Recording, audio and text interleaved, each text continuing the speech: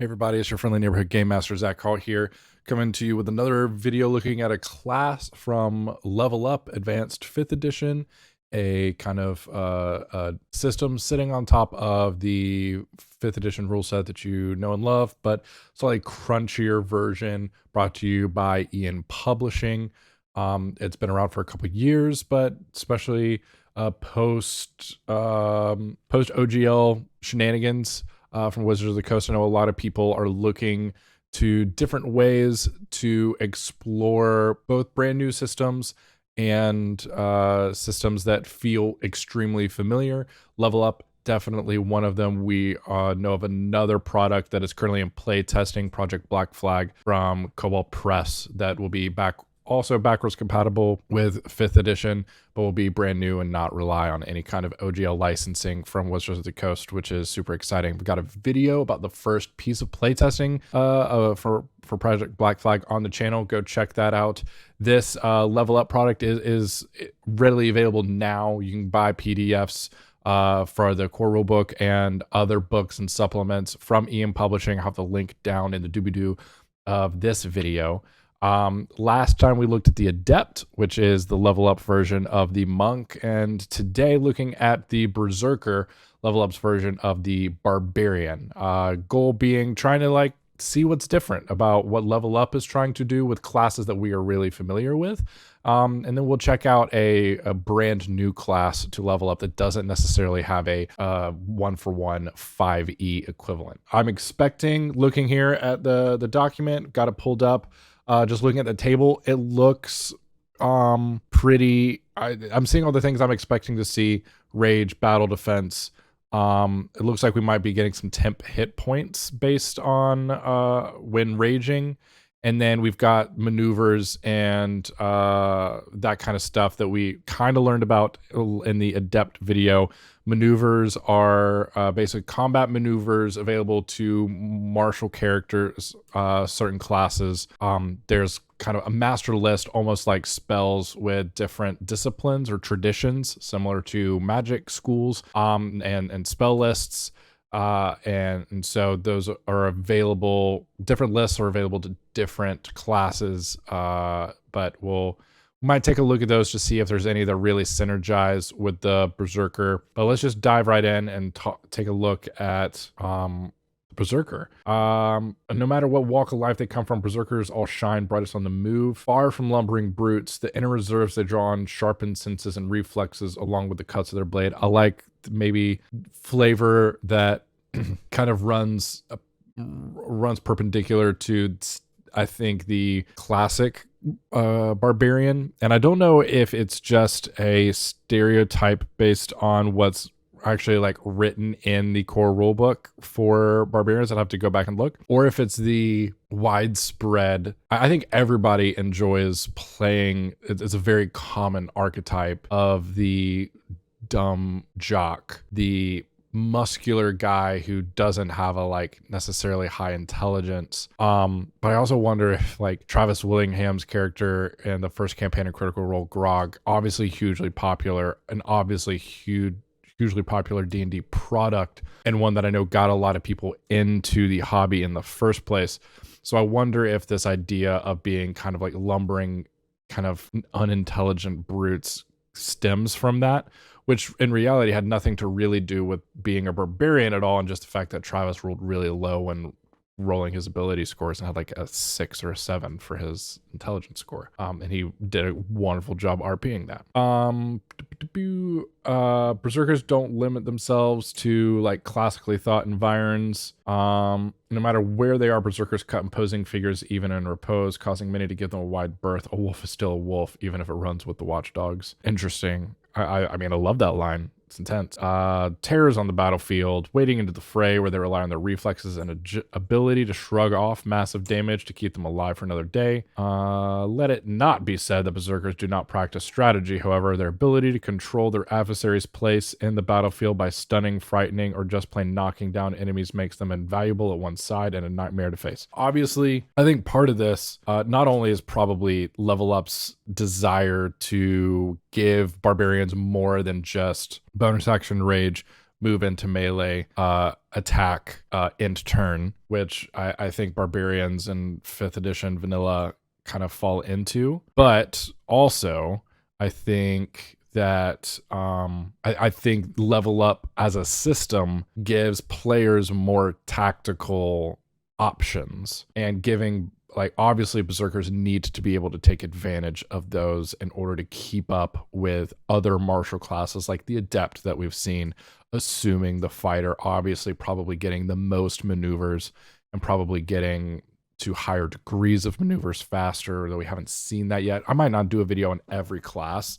That seems excessive unless the audience is there for it. I like that flavor wise we're trying to paint a picture that is clear and maybe runs perpendicular to like the audience's maybe base level expectations. So it's going to be 1d12 hit dice, then 12 plus your con mod for when you level up, proficient in light and medium armor and shields, then with simple and martial weapons, no tools, strength con, saving throws, and then a couple of skills. Suggested equipment is greatsword and javelins with hide armor and a shield, or going great axe, short bow, chain shirt, explorer's pack. Interesting that neither of the suggested options is unarmored, though I guess they're probably not that expensive and they're just kind of like, yeah, like take it. If you don't want it, you know, don't use it. Battle defense. So this is a choice at first level that you can choose. One of the following options: Juggernaut, you get proficiency with heavy armor. Your speed is not reduced by wearing heavy armor, and you still benefit from raging while wearing heavy armor. You don't count the weight of any worn armor when determining your carrying capacity. Okay. So like obviously a strong fantasy that a player fantasy that they know they're trying to fill here, of like giving players who want to be a less not terribly complicated martial class wearing heavy armor, being able to give them the option of berserker versus like a paladin / champion type is great for just character options. You have rugged defense, where you're not wearing any armor, your armor class equals 10 plus your dex mod and your constitution mod. You can use a shield and still gain this benefit. Would have to do the math of like what your max, like what do the math to figure out like AC bonus plus dex mod, be like, you know, rugged defense, you're kind of getting into some really like strong, like needing multiple abilities to be really high in order to like keep your AC at a level that you want. Or you just know that, you know, that's the fantasy, that's the type of character I want to play, especially the bonus of 5 feet.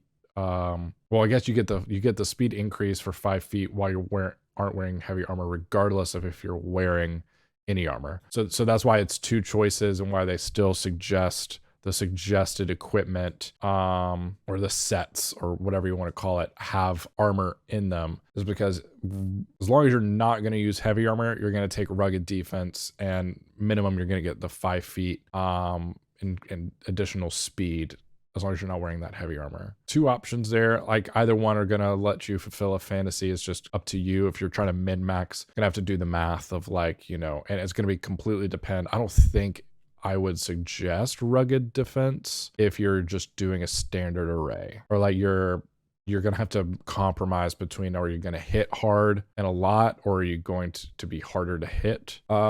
Developed talent. At first level, you gain a developed talent of your choice.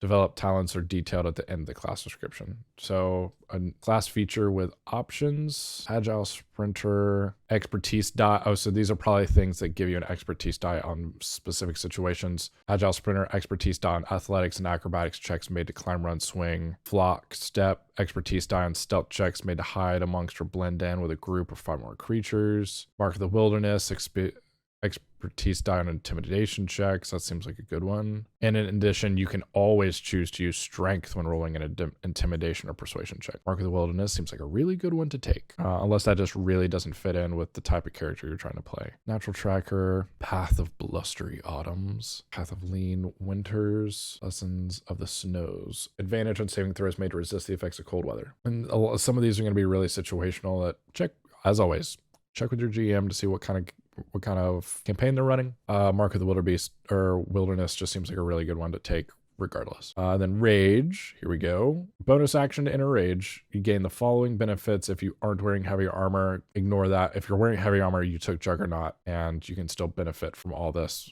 when wearing heavy armor. You have advantage on strength checks and strength saving throws. Every round that you remain in rage, at the start of your turn, you gain a number of rage hit points that increases as you gain levels as a berserker. As shown in the rage hit points column on the berserker table, we saw that. Whenever you take damage, you reduce your rage hit points first, then your regular hit points. Rage hit points stack each round until your rage ends, at which point they dissipate. The maximum number of rage hit points you can have at one time is equal to 5 times your berserker level. That seems really nice. The fact that they stack, the fact that you use them first. It'll be interesting to see if there's some errata or clarification from the devs on if you would use your rage hit points before standard temporary hit points. But it's obvious that they are different and not just temporary hit points, since they stack. And temporary hit points, at least in 5th edition standard, do not stack, and which means you could benefit from both at the same time. And 5 times your berserker level seems generous. I mean, if you're starting at first level, you're probably starting at 15, 14, 15, 16. So being able to go from 15 to 20, that's a 20% increase. I mean, that kind of goes away. Now, like, you have to get there. It depends on how long your rounds are you getting hit. But then resistance to bludgeoning, piercing, and slashing damage, that's not just non-magical versions of that, like unless a block specifically says, you know, this attack overcomes resistance, you know, magically or something like that. So you're going to be taking less of most damage anyway. You can't cast or concentrate on spells while if you're able to, and then you gain no benefit from temporary hit points. So they don't stack.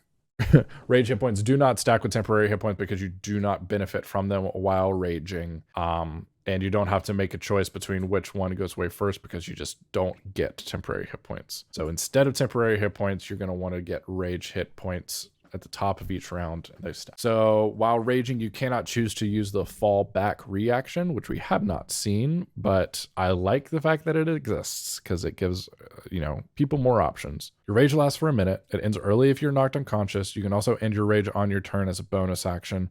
Once you've raged the number of times shown for your berserker level in the rages column, you must finish a long rest before you can rage again. So their recovery on a long rest, it looks like you get an extra one every 2. Okay, so it doesn't seem incredibly consistent. You stay at 4 for like 6 levels. Everything else is like kind of 4, and you don't get unlimited rages until 20th level, except unless there's a feat or something that you can take a specific path towards that unlocks that for you. But I mean, if you're raging more than 6 times a day, your GM is taking the adventuring day extremely seriously. Cool. So get combat maneuvers at 2nd level. You can get it from the Adamant Mountain lists, Mirror's Glint, Rapid Current, Tempered Iron, Tooth and Claw, and you learn 2 maneuvers of your choice. Then you gain an exertion pool equal to twice your proficiency bonus, regaining any spent exertion at the end of a short or long rest. You use your maneuvers by spending points from your exertion pool. Maneuvers known column of the Berserker table shows when you learn more maneuvers. Okay. Danger Sense, 2nd level, advantage on dexterity saving throws against effects you can see, such as traps and spells. To benefit, you can't be blinded, deafened, or incapacitated. I think that's the same from 5th edition. So far, all this is very familiar. Rage is a little, the rage hit points is new, but not overly complicated. The one thing I didn't notice that I don't think I said out loud is that I think in vanilla 5th edition, you have to take damage on your turn. Otherwise, you could lose your rage. Because I've seen players and had players in my own games, go and try to like damage themselves if they were too far away and not gonna get like hurt by in order to keep rage up. None of that is here, which I think is good. Like I think tying rage into taking damage is overly complicating something. It would be so easy to lose track or forget if you didn't take damage, and you're kind of punishing Berserker for, I mean, it's a little bit of an action economy thing of like, okay, like, but it kind of punishes you if you need to move to get to someone, but then you are so good that you kill everybody that's immediately in your vicinity. Especially if there's no tools provided to like make get people to attack you, like to goad or anything like that. Then at second level, you also get Furious Critical, maximizing the effects of your mightiest blows. You can choose one Furious Critical, and then at fourth level and every even Berserker level after, you learn an additional Furious Critical. Simple damage isn't all that a Berserker can deal in combat. With just the right application of force, a Berserker can inflict a number of conditions on their opponent. Unless otherwise noted, the DC to resist such effects is 8 plus your proficiency bonus plus your constitution modifier. The attack must use a melee weapon that has the heavy, two-handed, or versatile property. Each Furious Critical can only be taken once, and only one Furious Critical can be used per critical hit unless otherwise stated. So Furious Critical, obviously a huge part of the Berserker. You're getting it every other level. So this is a key part of the kit for this class, and it is tied to using a melee weapon, mainly two-handed. Versatile, giving you the option of if you wanted to be a sword and board Berserker, but your sword has to have the ability to also be wielded two-handed. And we'd have to look at the equipment rules to see, like, do shields take a hand? Are there shields that can be mounted onto your arm, and so where you can still get the benefit of them without taking up a hand? We'll have to like kind of dig into that to see. But I honestly the idea of a sword and board Berserker is interesting in so much as that it's not what I've seen when Berserkers have been run, either in my own games or if I've seen them on an actual play.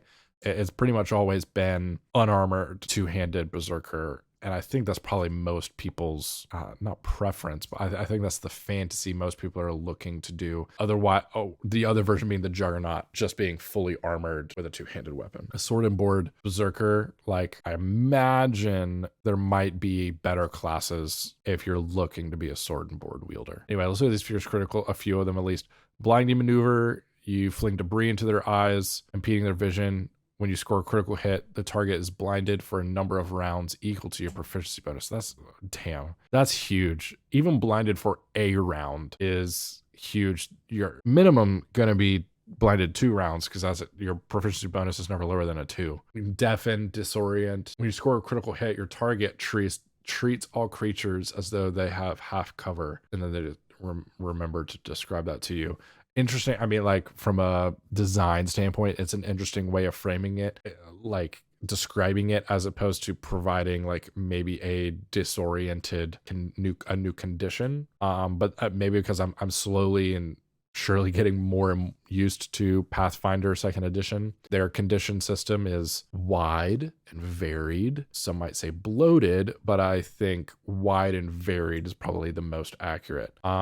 Describing it as though they all have half cover is like a little, I mean, it gets it across. Everybody is trying to attack or do something to gets a +2 to their AC, and then I guess a +2 to dexterity saving throws also, and ability checks made to hide. It's just a little, I don't know, it seems clumsy. It seems like, well, they obviously don't have half cover. You're disoriented. Like, half cover describes them, or the condition is really describing him. I don't know. Extremely nitpicky. Extremely. That's me borderline being an ass. Elemental Wrath. Okay, here we go.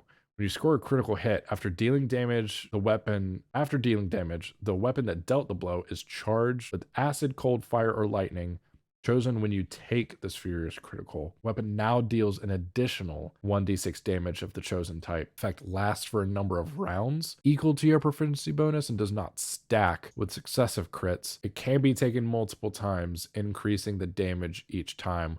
Whenever you gain a Berserker level, you can change the damage type. Abso-freaking-lutely. I wonder if you can take it. It's not raw rules as written, but rules as intended, what I imagine is that the total damage goes up as listed. It becomes 2d6 total at 10th level, 3d6 total at 16th level, but I would allow a player to choose different damage types that do multiple. Like, if someone wanted to have a Sword of Ice and Fire, and it does 1d6 fire damage and 1d6 cold damage in addition to the weapon damage, I would allow that. Furious Momentum. Seizing on the fervor of a well-struck blow, you use your fury to fight all the harder. When you score a critical hit, the next melee attack you make before the end of your next turn is a critical hit on a 17 to 20. Once you've used this feature, you cannot do so again until you've finished a short rest. That's a bummer. Alternatively, you can expend one use of rage to use this feature. The effects of this furious critical can be combined with any other. Whoo boy. Yeah, these are really good. Man, Berserkers are really good at what they do. I love that Level Up is giving them more options. Really being able to customize your build as opposed to 5th edition just being like, here's your extra attack, here's your extra damage dice when you crit, here's maybe some extra speed when raging, here's some extra resistances. Just kind of throwing stuff at you that you tack on, but doesn't really let you choose a tool out of a toolbox so much. Like especially past a subclass choice, which I think 5th edition is at 3rd level. You're getting one of these critical specializations for Furious Critical at 2nd level, and getting one every other level is huge. Wow. Cool. Versatile exploration, beginning at 3rd level. Whenever you learn a new developed pet talent, you can instead choose from the fighter soldiering next. So that must be another list of things that you could pick up from the fighter, which is very cool. I wonder why developed talents are different maneuvers. We haven't looked at the fighter.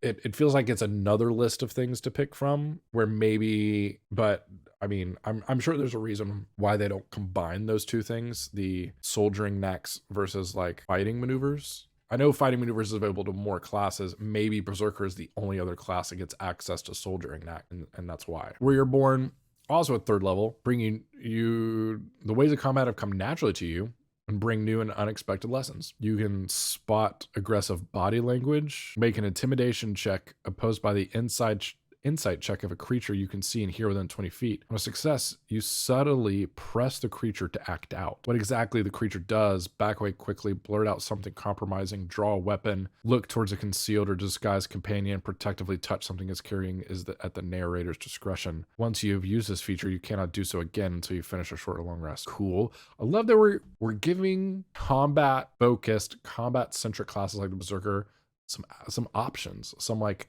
role-playing options, mechanical role-playing options. Here's some reputation. You get a modest gift or bribe whenever you're in a settlement to help settle a feud. Incredible. But they're also eager to tell you about their home and neighbors, potentially making it harder for you to like stay stealthy if you're in a new place and you don't want to be known. Imposing prowess. When an ally you can see or hear makes a deception or persuasion check, you can use your reaction to support them. Then intimidating display of strength or unsettling glower.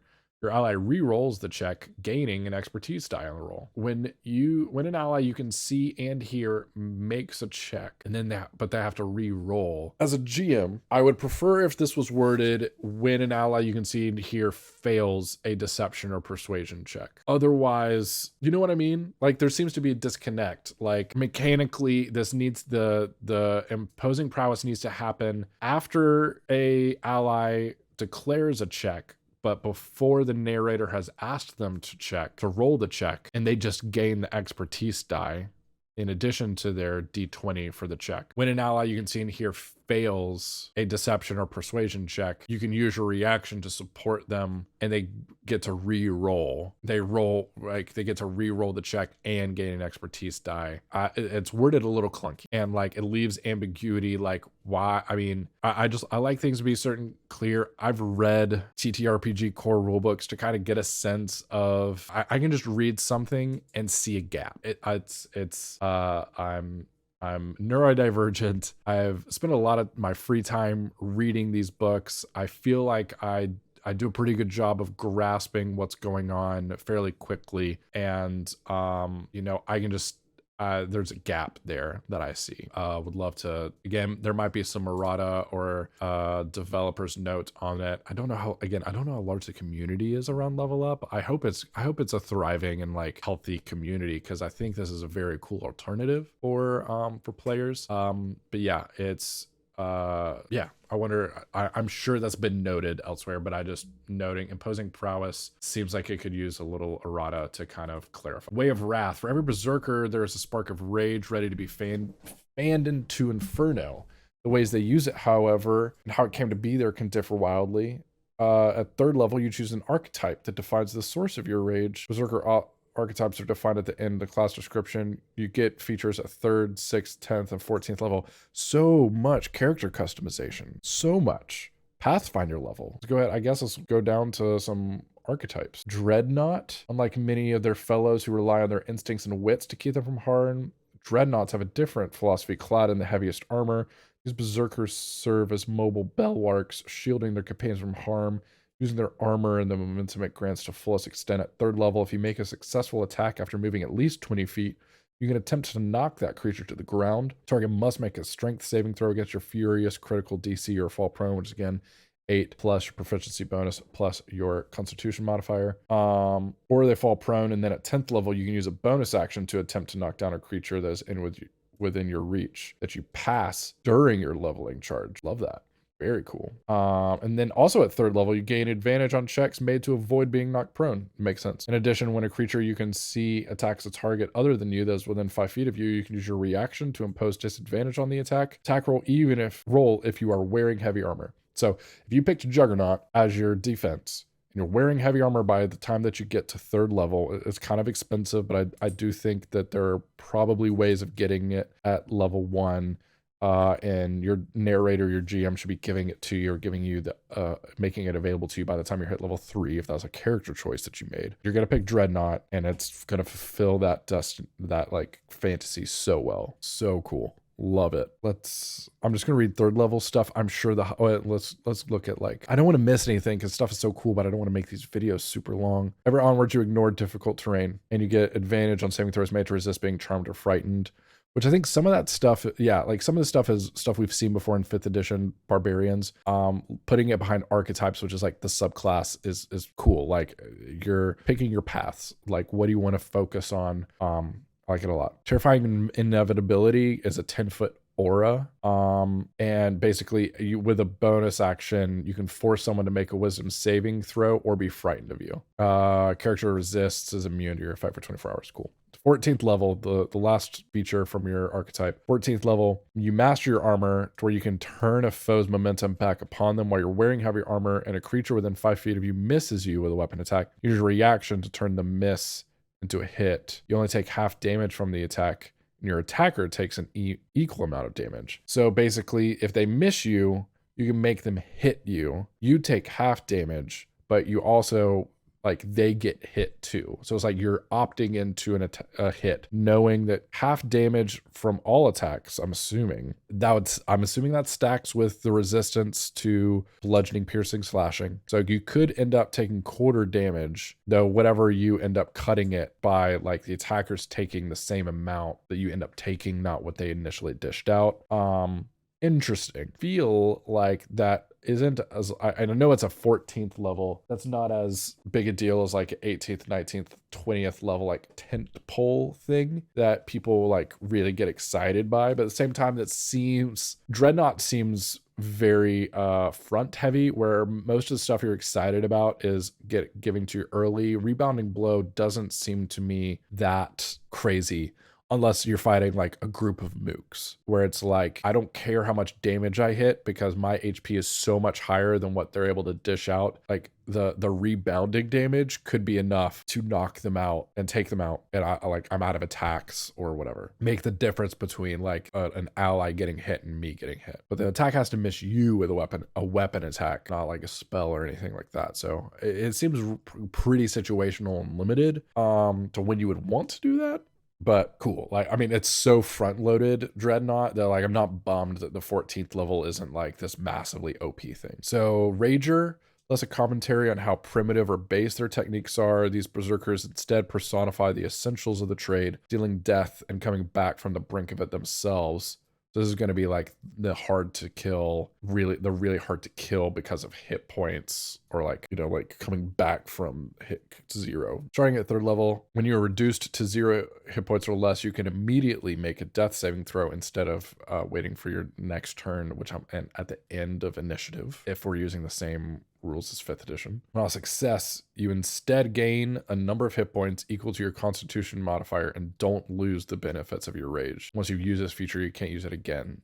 So you're not going to like rubber band up and down since you can't use it multiple times. There might be other things that berserkers get that could potentially like use multiple things to keep you from going down when you hit 0. Also at 3rd level, your fury brings your enemies into sharp clarity. When you are raging, you gain expertise die on your first attack each round. First for kill, when you reduce a hostile to 0 hit points, you gain a damage bonus equal to that creature's hit die to apply your next successful weapon attack made in the next minute. Starting at 10th level, if a creature uses the disengage action to leave your reach while you are raging, you can use your reaction to follow them a number of feet equal to double your speed. You use this feature a number of times equal to your proficiency bonus and regain all expended uses when you finish a long rest. Very cool. Starting at 14th level, when a creature within 5 feet of you hits you with a melee attack while you're raging, the attacker takes 1d6 psychic damage as they quail before your roll. Yeah, okay. That one is, again, like a 14th level 1d6 probably isn't crazy. It seems like both Rager and Dreadnought were very front heavy with benefits, which might be like that might be an intended, you know, scale that they wanted to do. Tempest, whether you were struck by lightning as a child or inherited the spark of power from a parent or ancestor, Tempests are a special sort of berserker, or raised and trained by druids or other followers of nature. They both have the power of and protection from the elements of a raging storm. You can empower a melee weapon you touch for the duration of your rage as long as you're holding it. The weapon deals an extra 1d6 lightning or thunder damage, your choice, when you begin raging, and that increases as you level up. Only one weapon can be empowered at a time. You can use a bonus action to transfer the effect to a different weapon. In addition, you gain resistance to either thunder or lightning damage. Once this choice is made, it cannot be changed. Whirling winds, starting at 6th level, a gale whips around you as you rage, kicking up grit and debris, making you difficult to see. The winds act as an aura, extending 10 feet from you in every direction, but not through total cover. While you're raging, treat all attacks against you as though you had. That makes sense. Like going back to that condition thing that we were looking at earlier. This description makes sense because it is something like half cover is describing something you did, not somebody else. Like it is a me looking at me thing, not a me looking at, or like you looking at me type thing. And then in addition, you gain resistance to either thunder or lightning damage, whichever you didn't choose at 3rd level. Also Gale, 10th level, your aura, you can basically push people if they fail a saving throw after you damage them because of your aura. It stacks with any forced movement caused by a furious critical, load the foresight to call out that it stacks. Perfect Storm, any hostile creature that begins its turn inside of your wind's aura has to make a con saving throw, and they take thunder or lightning damage equal to your berserker level on a failed save or has as much as a successful save. Very flavorful. Very cool. A very specific type of player fantasy. But if you love the Nature Boy Berserkers, I think that's very cool. All right, back. Ability score improvements, 8th, 12th, 16th, and 19th level. Crushing blows, your criticals are on a 19 or 20 at 5th level, 12th, 18 or 20, 17th, a 17 out of 20. Super cool. Very, very cool. And then you get an extra attack at 5th level. You can attack twice whenever you take the attack action on your turn. Martial presence, another option that you get to choose. Forceful, mighty, or scary. Forceful, you can choose to use your constitution when making persuasion checks. You get a number of followers in every settlement. Mighty, you can choose to use constitution when making intimidation checks. And basically you can easily find someone in a tavern or social gathering. Scary, you can use your constitution for deception checks. In addition, when you fail a deception check, it makes a wisdom saving throw. On a failure, it thinks twice about your dishonesty, and your deception check becomes a success. Okay. Advanced battle defense, 7th level, enhanced vitality. Choose intelligence, wisdom, or charisma. When you make a saving throw against an effect that deals half damage on a success, you can choose to instead make it a constitution saving throw. Preternatural agility. When you make a dexterity saving throw against an effect that deals half damage on a success, you take no damage. Battle moxie, and more choices. Wow. Provoking attitude. Goading. Basically, you get to goad on a check to basically try to get them to like accept a challenge that looks like it's meant to be out of combat. Roaring pause. When initiative is rolled, you can expend a use of rage to make an intimidation check to briefly unveil the boundless fury within. With success, each creature stops what it's doing and can only make statements and a deception, intimidation, or persuasion check on its turn. On a success by 5 or more is re-rolled, and you choose a number of creatures equal to your Constitution modifier to gain advantage on their initiative roll. I don't know if I understand this one. I think it's meant to be you roll initiative, you choose to use Roaring Paws. Intimidation check DC is 8 plus the number of creatures that rolled initiative. I'm assuming that's everybody, not just combatants or like enemy combatants. That's including your allies. Stinks. I wish it was just in like opponents or combatants that rolled initiative. So the DC would obviously be potentially like 2, 3, 4 things lower. If you succeed on the intimidation check, every creature stops what it's doing. It can only talk. So basically Roaring Paws is a way of like, oops, we got into a situation that we didn't intend for this to get into combat. You can Roaring Paws, and if it works, everybody doesn't start hitting each other immediately. Talk it out a little bit. I guess as a narrator, I would potentially allow for things till that like we just never go back into initiative. Someone has to succeed. But on a success by 5 or more what? 5 or more creatures, allies, and combatants. Like everybody has to make the check on its turn. As soon as 5 or more creatures succeed on the check against what DC? The same DC as your intimidation check. Maybe that's why it's all creatures and not combatants. Once 5 or more creatures succeed, the Berserker chooses a number of creatures equal to your con modifier. You're going to choose your allies to get advantage on their initiative roll because you're going to re-roll and then like redo initiative. So like maybe it's a way potentially just hitting pause on initiative if you didn't want to get into combat, but it's also a way of like, okay, we rolled shitty on initiative and we want to do better. So I'm going to roar to scare everybody shitless. We just do a lot of rolling. And as soon as we succeed, we get to re-roll initiative and our team is going to have an advantage on it. I don't love this feature. It just seems, it seems like not a lot of fun, if that makes sense.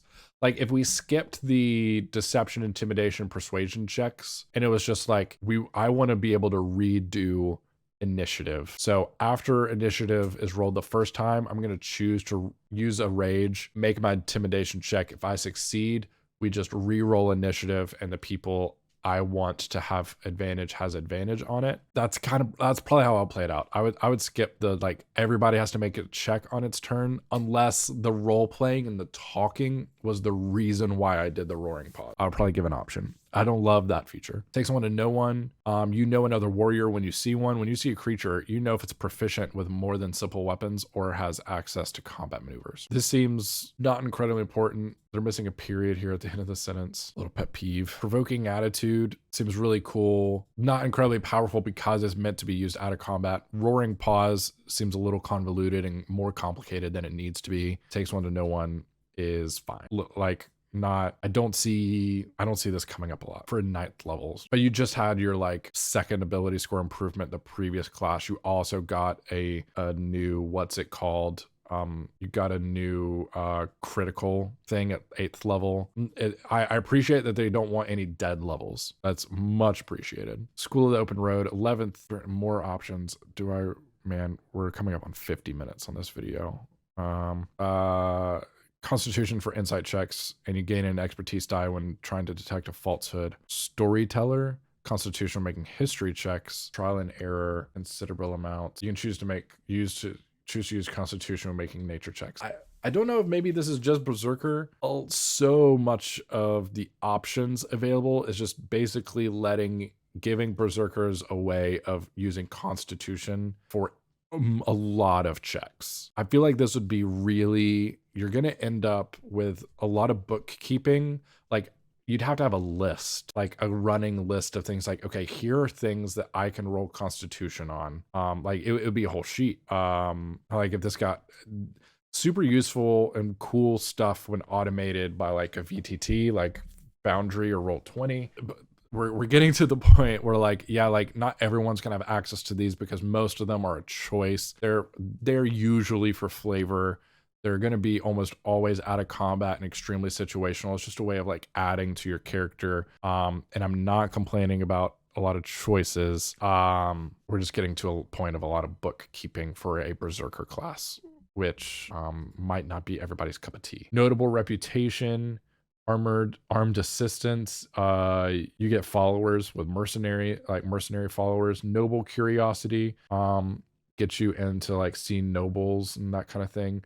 Token of gratitude, you get a 15% off shopping with Geico. Prickly mind, when you make a saving throw to resist being charmed, you can use your reaction to deal an amount of psychic damage equal to your proficiency bonus to the creature attempting to charm you. The backlash does not reveal the creature that tried to charm you, and you also gain proficiency with wisdom saving throws. No dead levels. That's what I have to say about that. Reliable might, if your total for a strength or constitution check is less than the corresponding score, use that score in place of the total. If your total for a check is less than the corresponding score, your ability score, so like if I'm rolling a strength check and my check was less than like my total strength ability score, I can use my ability score in place of the total. That should be errated. Like I need that clarity language there. Like your corresponding ability score. And also what uses ability score? Like the score, not the modifier. I don't think I've anything that used the ability score itself, like, which isn't a bad thing. Before that, I would say ability scores are incredibly like vestigial because they don't really get used by anything other than to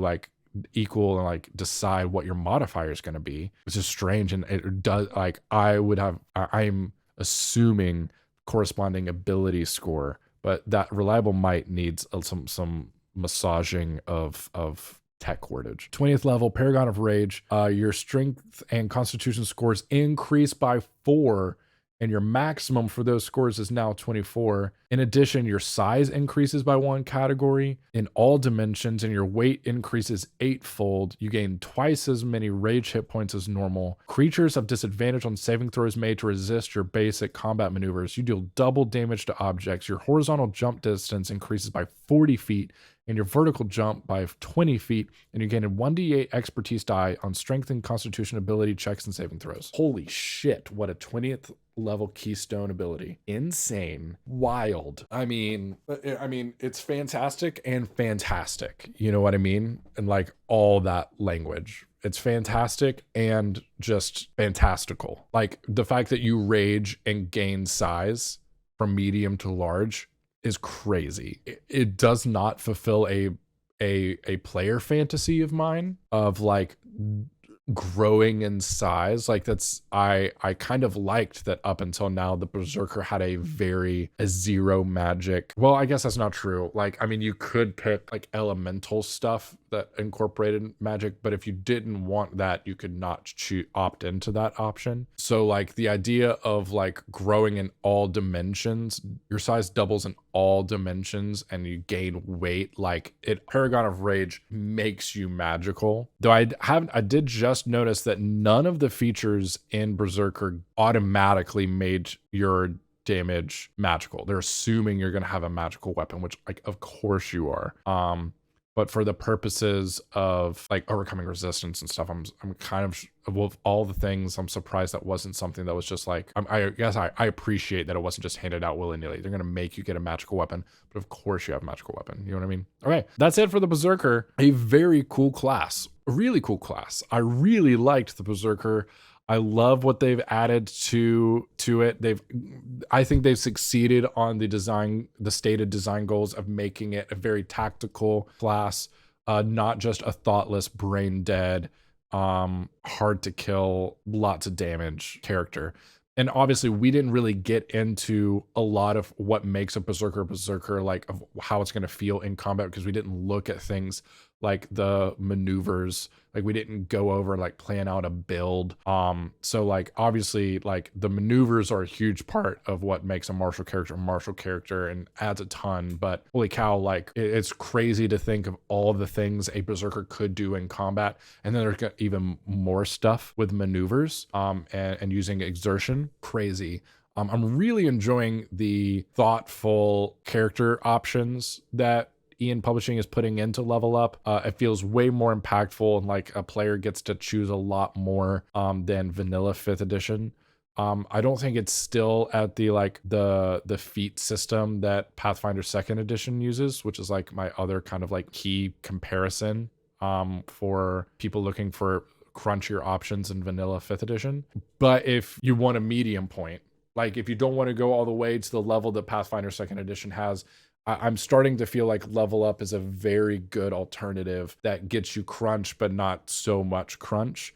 And the more I read it, the more I potentially see like this could have been really useful for my brand new Pathfinders 2e group, where like it's tactical but not as tactical and potentially like a little more complicated than Pathfinder Second Edition is. So really digging it, really digging it. I obviously have not looked at everything, but I mean classes are kind of like the big picture thing. You're happy with how the classes are built, you're usually going to be happy with the system itself. You kind of know how things are going to work. So excited to keep looking at it. We'll look at another class. Maybe the next class we do will either be a magic user or a brand new class that isn't like a 1-for-1 update from a vanilla 5e class. But I hope you're enjoying this series. I'm enjoying doing them and looking at Level Up. If you've played Level Up, would love to hear your stories and feedback in the comments. And if there's something specific that I should check out or you want a video from me on, leave that in the comments too. And if you haven't, check out the playlist. I'll put the link in the doobie-doo for the rest of my Level Up videos. If you're finding this after the fact, I could have I'm planning on doing more and more of these. Who knows how many videos I've got in that playlist. So check them out if you're want to learn more about the system. Thanks for watching. Hope you have a good one. Peace.